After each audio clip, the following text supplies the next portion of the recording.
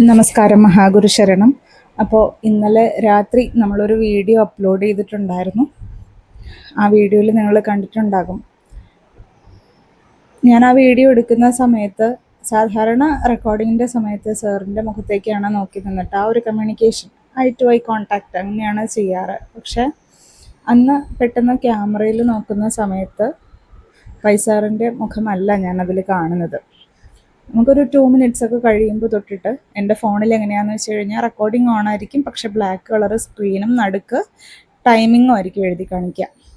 അപ്പോൾ റെക്കോർഡിംഗ് പ്രോപ്പറായിട്ട് നടക്കുന്നുണ്ടാവും, പക്ഷെ അങ്ങനെയാണ് കാണിക്കുക. അപ്പോൾ ആ ബ്ലാക്ക് സ്ക്രീനിലാണ് ഞാൻ സാറിൻ്റെ ഫേസ് വേറൊരു രൂപത്തിലേക്ക് കാണുന്നത്. പലരും ഇന്നെനിക്ക് മെസ്സേജ് അയച്ച് ചോദിച്ചിരുന്നു, ഇന്ന ആളുടെ പോലെയാണോ തോന്നിയത്, അതല്ലെങ്കിൽ ഇന്ന ആളുടെ പോലെയാണോ എന്ന്. പല മഹർഷിമാരുടെയും പല അവധൂതന്മാരുടെയും ഒക്കെ ഇമേജസ് അയച്ചു തന്നിട്ട് ചോദിക്കുകയുണ്ടായി. എനിക്കൊരു കാര്യം മാത്രമാണ് നിങ്ങളോടൊക്കെ പറയാനുള്ളത്. സാറിൽ പല രീതിയിലുള്ള അവധൂത എനർജി വർക്ക് ചെയ്യുന്നുണ്ട്. അതിലൊന്ന് മാത്രമാണ് അല്പസമയത്തേക്ക് എനിക്ക് ദൃശ്യമായത് എന്നുള്ളതാണ്. അത് ആരുടെയാണ് എന്നൊക്കെ ചോദിച്ചു കഴിഞ്ഞാൽ വളരെയധികം ബുദ്ധിമുട്ടാണ്, പറയാൻ സാധിക്കില്ല. കാരണം നമ്മൾ അത്രയും വ്യക്തതയോടുകൂടി കണ്ട ഒരു കാര്യമല്ല അത്. പക്ഷെ അത് സാർ ആയിരുന്നില്ല.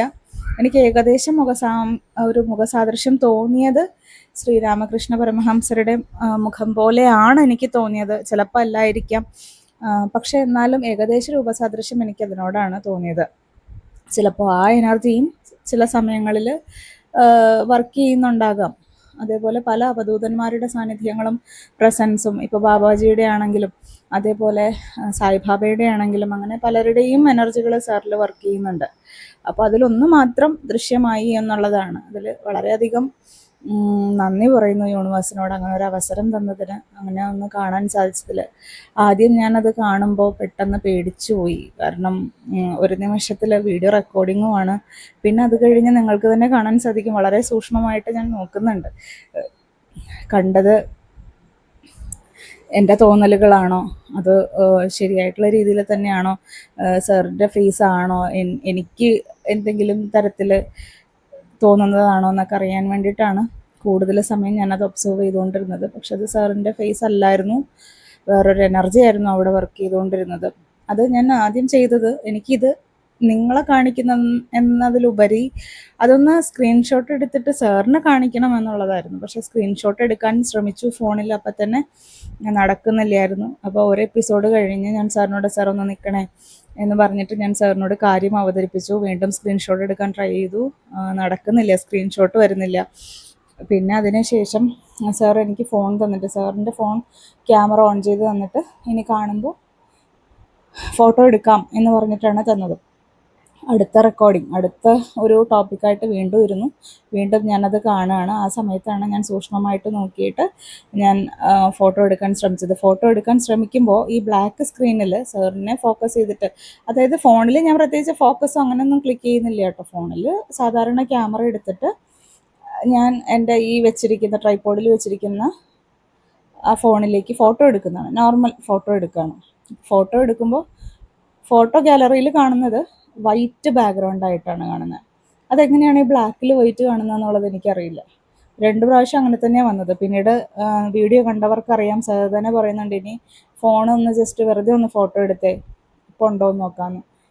ഫോട്ടോ എടുത്തപ്പോഴത്തേക്കും ബ്ലാക്ക് സ്ക്രീനായിട്ട് തന്നെ വരുന്നത്. അപ്പോൾ ഇതിൻ്റെ മാജിക് എന്താണെന്ന് ഇതുവരെ മനസ്സിലായില്ല. അപ്പോൾ തീർച്ചയായിട്ടും ഇതുവരെ മനസ്സിലായിട്ടില്ല എന്നല്ല, വ്യക്തമാണ് അവധൂത എനർജിയാണ് അവിടെ. നമ്മൾ കുറച്ച് എനർജി സാന്നിധ്യങ്ങളാണ് നമുക്കവിടെ മനസ്സിലാക്കാൻ സാധിച്ചത്.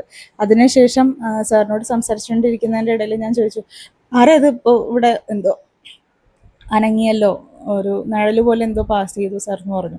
അപ്പം സാറ് പറഞ്ഞു, എന്നിട്ട് ഞാൻ തന്നെ പറഞ്ഞു, സാർ നിഴലായിരിക്കുമല്ലേ എന്ന് ചോദിച്ചു. അപ്പം സാറ് പറഞ്ഞു, ഇവിടെ നിഴൽ വരാനാ, ലൈറ്റിൻ്റെ ഡയറക്ഷൻ നോക്ക്, ഇവിടെ വെളിച്ചമുള്ള. മയിൽപ്പീലി റെസ്പോണ്ട് ചെയ്യുന്നുണ്ടായിരുന്നു. AC വേറെ ഡയറക്ഷനിലായിരുന്നു, ഫാൻ ഉണ്ടായിരുന്നില്ല, ചില വീഡിയോയിൽ ഫാൻ ഉണ്ടായിരുന്നില്ല.